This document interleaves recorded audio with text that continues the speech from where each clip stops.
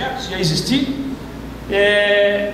Fundou-se naquela época, né, a primeira cidade brasileira, 1530, né, cidade de São Vicente, 1530, 32, se não me falha a memória.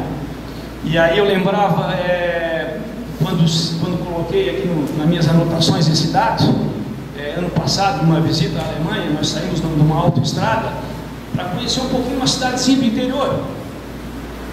Uma fazendola, né?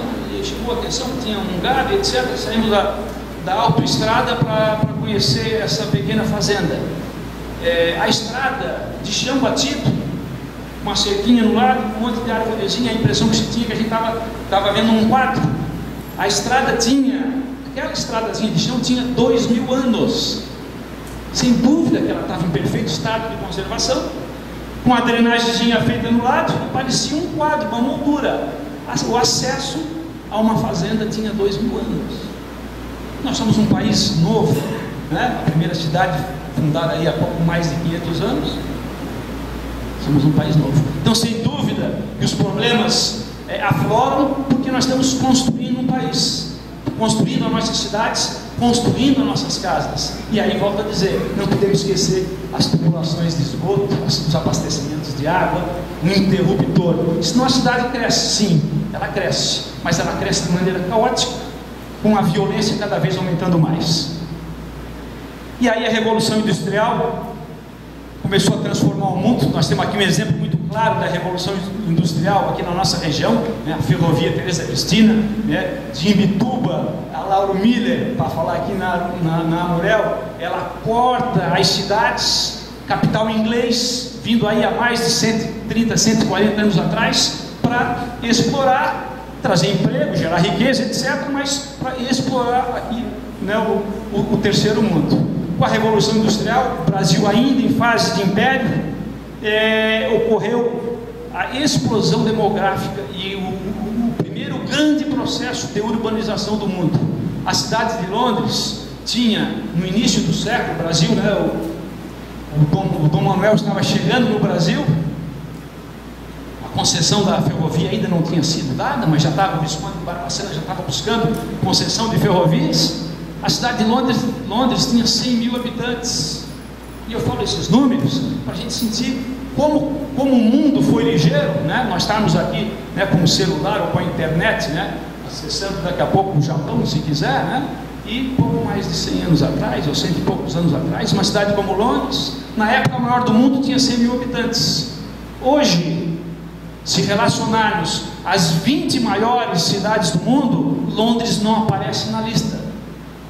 E eu falo esse dado que também me chama a atenção, né, quando eu lia material para poder falar alguma coisa para vocês hoje, é que sem dúvida que o grande foco de urbanização que ocorreu no mundo no século XIX, lá no primeiro mundo, no século XX passou a ser muito maior a urbanização, né, nos países periféricos, nos países do terceiro mundo.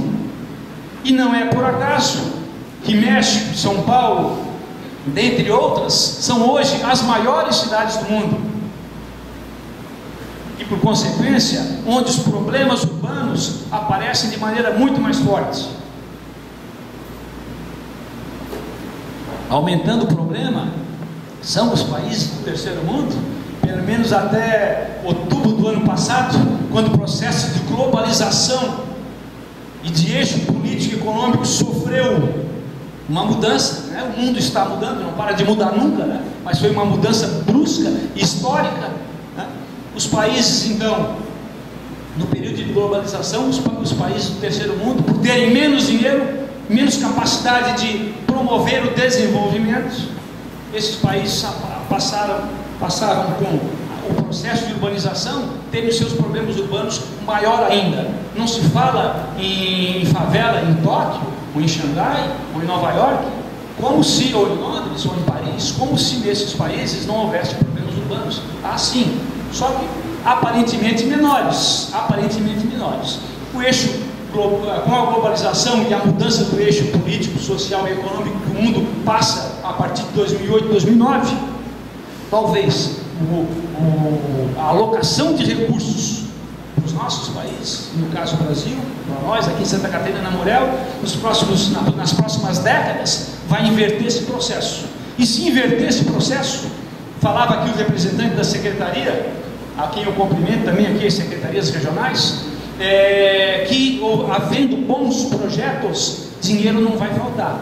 E aí eu imagino que nas próximas décadas essa mudança de eixo social, político e econômico aumenta ainda mais as nossas responsabilidades. Qual é a capacidade que nós temos de gastar dinheiro? Porque fazer um palácio, esquecer o interruptor, ou a tubulação de esgoto, gente, vai continuar o problema maior ainda. Então nós temos que ter sim capacidade de gastar dinheiro.